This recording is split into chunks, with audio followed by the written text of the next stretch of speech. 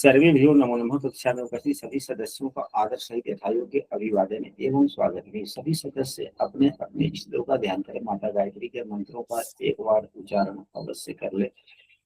साथ ही अपने प्रेरणा के स्रोत एवं अपने गुरुजनों को भी अंतर्मन से अभिवादन कर ले। हम लोगों के द्वारा प्रतिदिन कुंडली फलादेश पर आधारित कक्षा आयोजित की जाती है।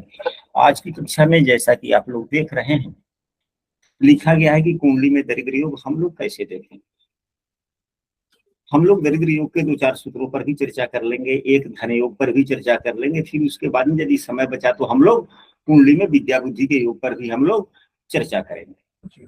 तो सबसे पहला सूत्र है, आज हम बृहत्पराशर होरा शास्त्र पुस्तक पढ़ा रहे थे। 11वें भाव का फलादेश बृहत्पराशर होरा शास्त्र में कैसे लिखा गया है सूत्र, उन सूत्रों में से एक सूत्र यहाँ पे बहुत अच्छे ढंग से प्रभावी हो रहा है, लग भी रहा है।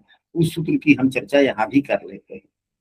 तो बृहत्पराशर होरा शास्त्र में सूत्र यह बतलाया गया है कि यदि दूसरे भाव का स्वामी नहीं, यदि 11वें भाव का स्वामी दूसरे भाव में हो या दूसरे भाव का स्वामी 11वें भाव में, कोई एक कंडीशन बन रहा हो। हम लोगों ने बहुत बार पढ़ा है कि यदि द्वितीय एकादशेश एवं द्वितीय का स्थान परिवर्तन होता है तो यह धन योग बनता है। यह हम लोग प्रतिदिन एक आध बार इस बात की चर्चा करते हैं, हो ही जाती है। यदि प्रतिदिन नहीं होती तो सप्ताह में कम से कम एक बार इस सूत्र की तो चर्चा हो ही जाती है। एकादशेश एवं द्वितीय का स्थान परिवर्तन से धन योग बनता है, इस पर तो हम लोग चर्चा करें। लेकिन इस कुंडली में जो बना हुआ है वह बृहत्पराशर होरा शास्त्र पुस्तक के आलोक में है कि यदि दूसरे भाव का स्वामी 11वें भाव का स्वामी दूसरे भाव में हो या दूसरे भाव का स्वामी 11वें भाव में हो, दोनों में से कोई एक कंडीशन बनता हो। तो इस उदाहरण कुंडली में 11वें भाव के स्वामी दूसरे भाव में है, पहला कंडीशन। दूसरा कंडीशन यह है कि दूसरे भाव का स्वामी केंद्र त्रिकोण में हो तो धन योग बनता है।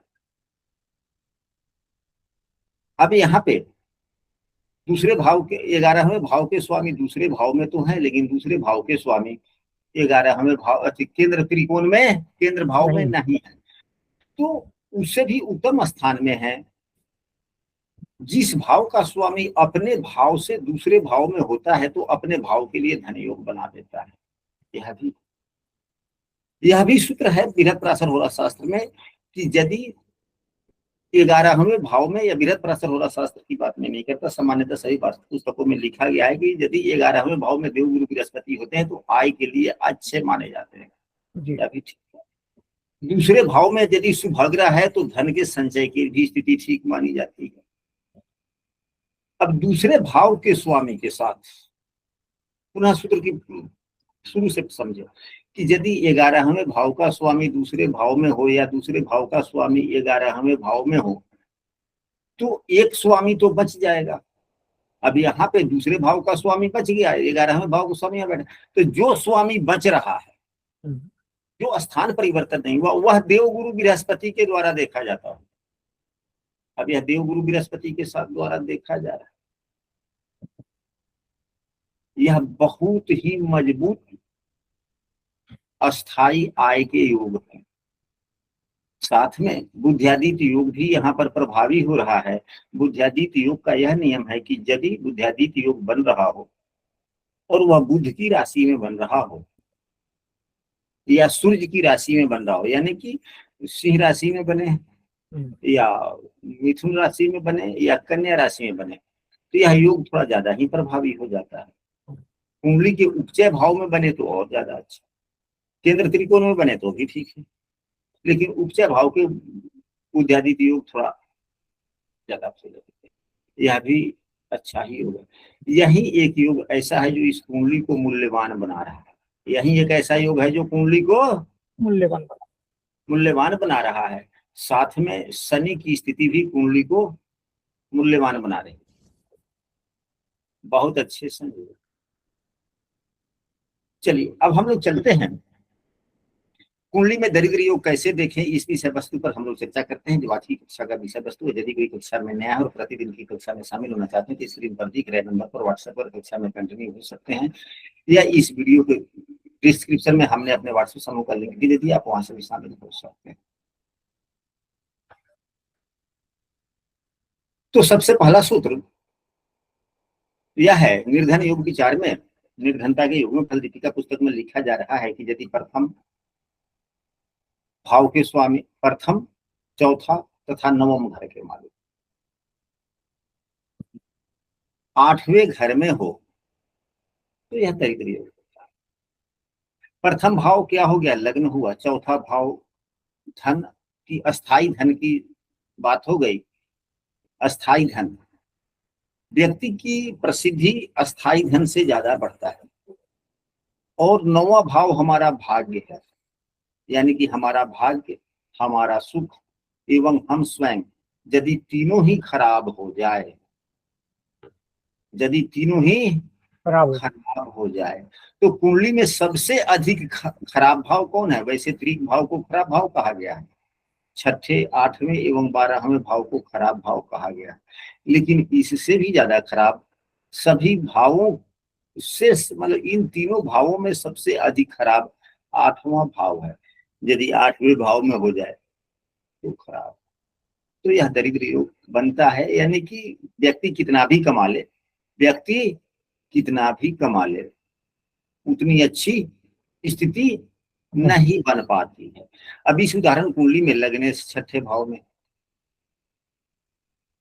चतुर्थेश दूसरे भाव में है, भाग्य भाव के स्वामी आय भाव में शुभ ग्रह की राशि में बैठे हो।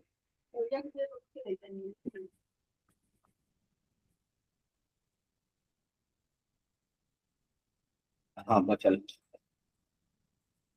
तो आय भाव के स्वामी, मतलब भाग्य भाव के स्वामी आय भाव में बैठे हैं, यह भी एक राजयोग ही है। या आय भाव का स्वामी भाग्य भाव में बैठ जाए, यह भी एक राजयोग ही है। इस उदाहरण कुंडली में यह सूत्र नहीं बनता है। सूत्र को एक बार पुनरावृत्ति कर देते हैं। यदि लग्नेश, चतुर्थेश एवं नवमेश तीनों ही खराब हो, तीनों ही पीड़ित हो, तीनों शत्रु राशि में हो, तीनों अस्त हो, तीनों में से कोई नीच राशि का हो, कोई अस्त हो जाए, कोई राहु केतु से युक्त हो जाए, या तीनों अष्टम भाव में बढ़ जाए तो समस्या आती है। हाँ बोला जाए जयप्रकाश जी। इसमें तीनों का होना जरूरी है, अगर दो हो जाए तो? दो हो जाएगा तो भी समस्या। अब तीनों अगर हो गए तो 100% समस्या नहीं, 100% तो नहीं कहेंगे, 80% समस्या। अगर एक अच्छे हैं तो उसको 3 से डिवाइड कर दीजिए, 66% आ जाएगा। हाँ जी, 66% आ जाएगा फिर वो। 25 या 75, 30% कम कर दीजिए, 50%। एक खराब है तो 25% खराब, क्योंकि 25% छोड़ देना चाहिए। क्योंकि कभी कभी, अब 25% क्यों छोड़ देने के लिए मैं एक सुझाव दे रहा हूँ, हमारे गुरुजनों ने क्यों कहा है।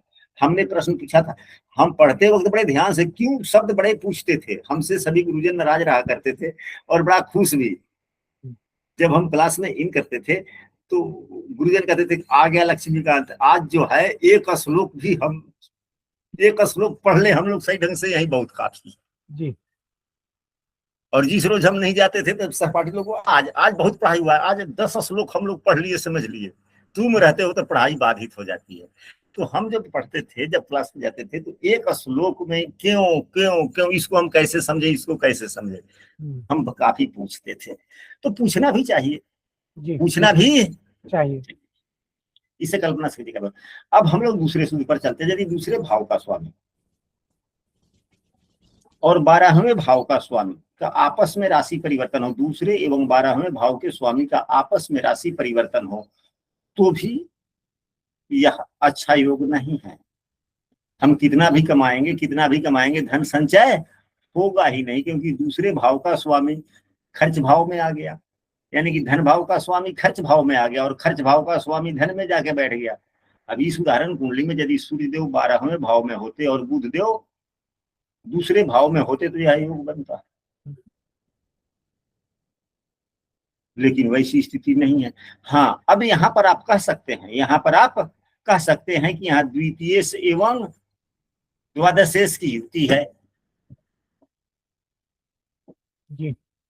लेकिन हम लोगों ने लगभग महीने दिन पूर्व जब फल दीपिका पुस्तक के सहारे जब हम लोग पढ़ रहे थे, तो वहां पे यह बताया गया था कि मूल त्रिकोण राशि की प्राथमिकता दी जानी चाहिए और जो ग्रह जिस राशि में है उस राशि की प्रधानता ज्यादा देनी चाहिए।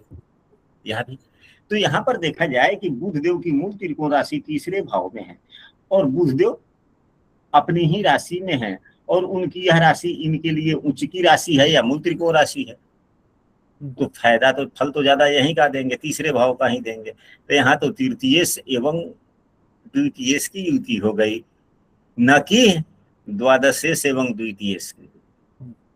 हाँ, यह हल्का फल्का जो द्वादशेश का जो दोष है, आज के जमाने में हल्के फल्के द्वादशेश के दोष नहीं लगते, क्योंकि आजकल के जमाने में सभी कोई व्यक्ति गांव में रह रहा हो तो भी हजारों किलोमीटर दूर से उसका परस्पर संबंध बना हुआ है, यानी कि अपरिचितों से तो सभी का संबंध है।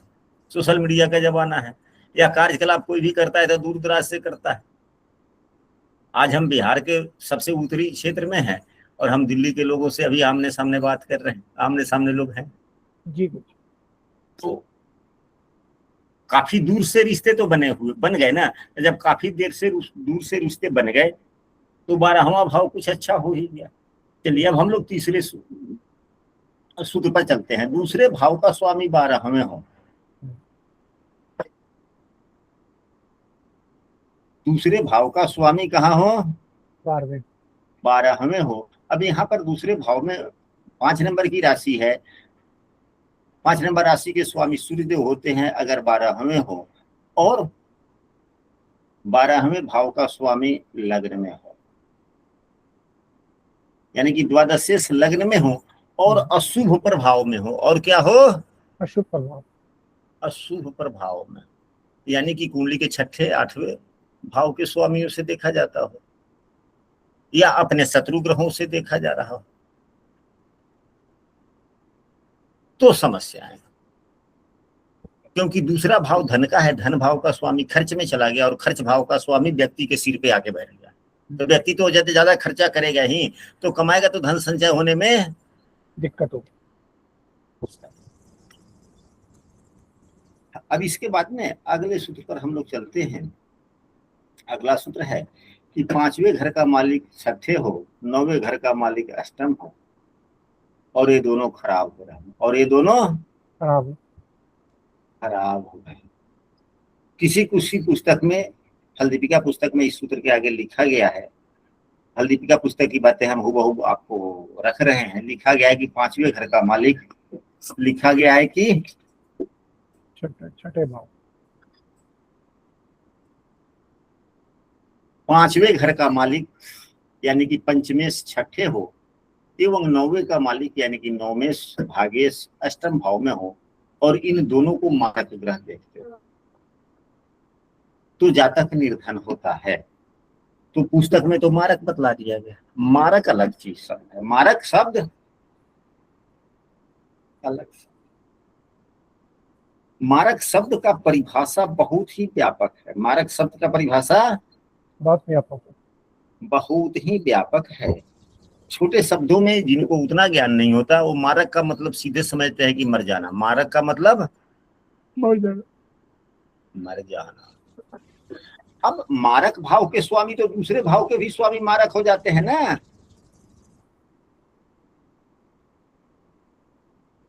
दूसरे भाव के स्वामी मारक होते हैं कि नहीं होते हैं? जी जी।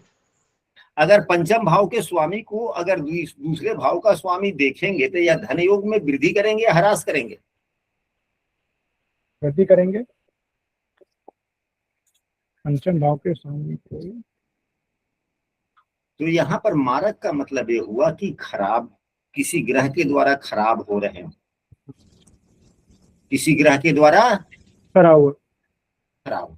मारक का मतलब जब स्वास्थ्य हानि वाली बात हो, स्वास्थ्य हानि वाली बात हो तो द्वितीय को मारक कहेंगे, सप्तमेश को मारक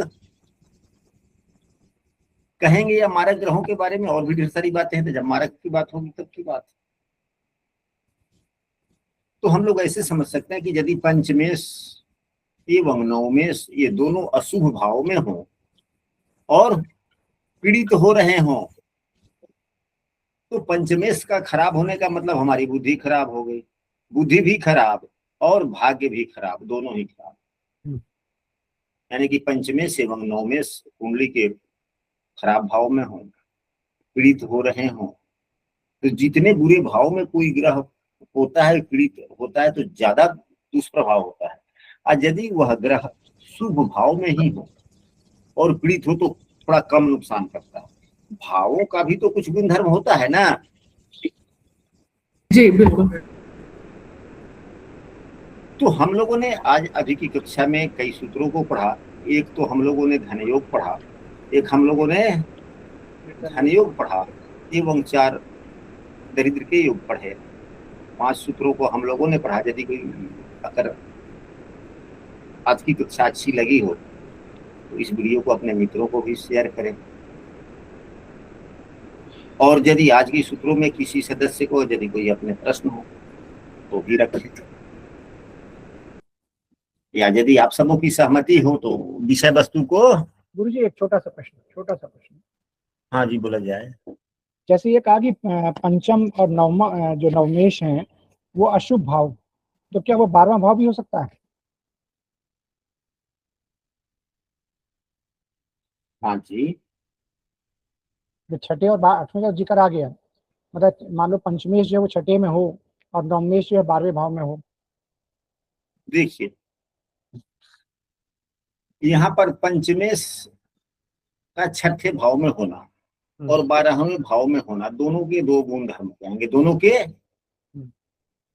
2 गुण धर्म हो जाएंगे। पंचमेश यदि 8वें भाव में होगा उसका फल 12वें भाव में होगा, उसका फल छठे भाव में होगा, तो अलग उसका होगा, अलग अलग हो जाएगा। थोड़ा फलों को भी हम सबको को समझ लेना चाहिए, थोड़ा सा फलों को समझना चाहिए। समझ लेना चाहिए। अगर पंचमेश अष्टम भाव में गया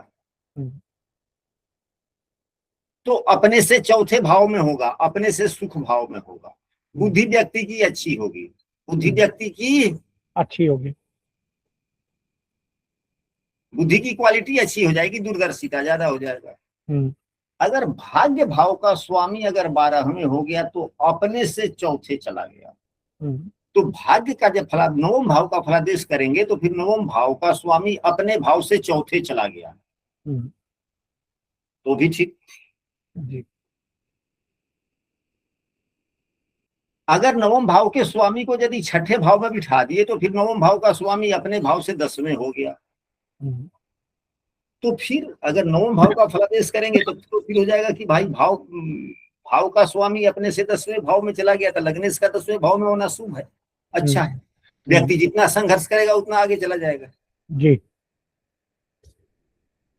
अब यहाँ पर छठा ही क्यों कहा गया पंचमेश के लिए? तो भाई जिन्होंने पुस्तक लिखी है वो हम लोगों के जैसे थोड़े हैं। हम लोगों के सभी व्यक्तियों का मानसिक दिमाग का एक जगह आकलन करके रख दिया जाए और पुस्तक लिखने वाले को रख दिया जाए तो फिर भी पुस्तक लिखने वाले का ज्ञान बुद्धि भारी पड़ जाएगा ना। जी बिल्कुल जी।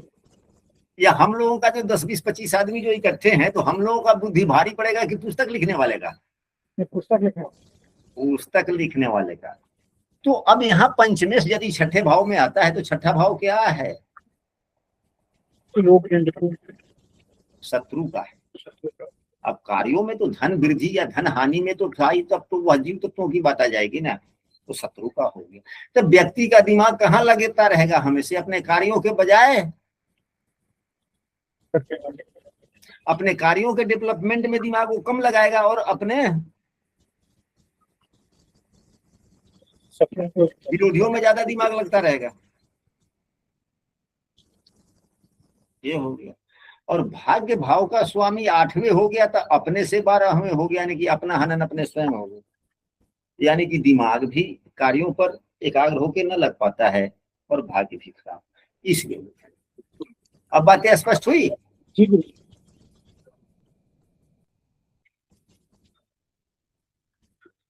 चलिए।